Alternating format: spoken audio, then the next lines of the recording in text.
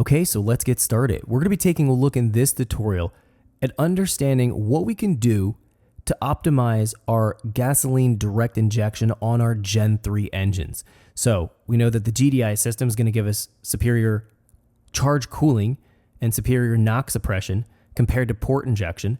And we want to hold the blend ratio as close to that 90-10 ratio that we have in the stock programming when we're forced induction. This is going to allow us to run more spark advance, have lower charge cooling coming into the engine, and ultimately make more power with our engine and do it in a safe manner. So we need to be very specific of how we're going after and making changes in the DI and the port programming. And we're going to break down those key areas to take a look at and talk about what you need to do in terms of a strategy, and then what you need to be watching for in your data logs as you're making your changes. Let's jump in here. I'm going to open up a stock equivalent file here to begin the tutorial. Let's go to File, Open, and let's jump into our training course folder. Let's go to our sample calibration file subfolder, and we're going to jump in here. Let's open up any stock equivalent file. Here's a 2020 Mustang GT stock. Let's go ahead and open that up, a manual file. So we're going to jump into our engine tab. Let's go to General, over here to Fuel, and then over here into the General tab under our Fuel tab. Now, this is all of the area that we need to be concerned with in terms of our programming tables and all the variables to account for the port and direct injection system on our Gen 3 engines. You'll find, if we take a look, we're going to have some key things that we need to pay attention to. That's going to be the SOI, or start of injection. So we have our minimum here. We also have a minimum here. Then we also have our end of injection. So this specifies the window, or the maximum window that we're allowing ourselves to have within the direct injection operation. So it's a very narrow window. It's going to be about 300 to 330 degrees, which is going to be starting on the intake stroke after the exhaust valve's already closed. And it's going to spray into the compression stroke. And it's usually going to stop about 100 to maybe 70 degrees before the spark event happens. Anything later than that in the injection, or the end of injection point, we're going to lose substantial power, start misfiring. There's all kinds of things that we want to avoid. So we specify the window where we want the injection to happen at. We also specify the fuel pressure we want to run our high pressure system at. The stock programming runs it at 2,900 PSI. We have to run a ton of PSI, or a ton of pressure behind the injector, because we have such a small window within the engine's cycle operation to be able to get that fuel in with the direct injection. So we crank the pressure up way high. We have a very small window which we specify between the SOI and the EOI programming. We call out, and these are going to be the clips. This is going to be the minimum clip. There's another clip right here, and this is the EOI clip.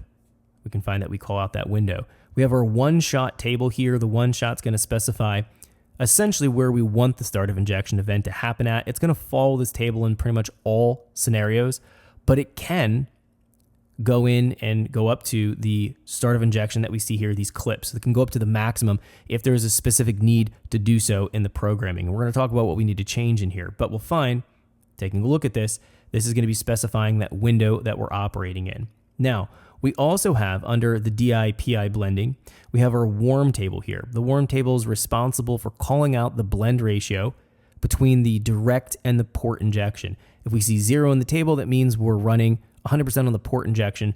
If we saw 100 in the table, it means that we're running 100% on the GDI system, or the direct injection.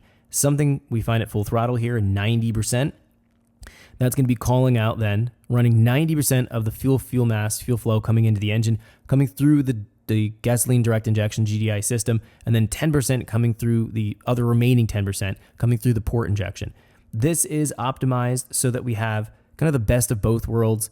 We have the back of the valves getting cleaned as we're idling and driving in normal operation. When we get into full throttle, we're going to switch over to primarily GDI to gain the benefits of the charge cooling and the knock suppression, which is one of the reasons we can get away with running boost on a 12-to-1 compression engine. Definitely going to be unheard of outside of running GDI and port together. So the way the system works is fairly simple. So the blend ratio table here calls out what we want the blend to hold at, but that doesn't mean that's going to be necessarily where it ends up at in the blend percent. So we tell it we want 90, and if it can't fit, it's going to know this based on the air mass, based on the engine speed. It knows how the window here, again, we have our EOI, SOI that we specified here. So it knows the window it has to inject the fuel mass in. It knows how much air mass is coming into the engine. It knows how much we want to hold this blend ratio to. It's going to try to run all of the fuel flow through the GDI system to follow what we program here.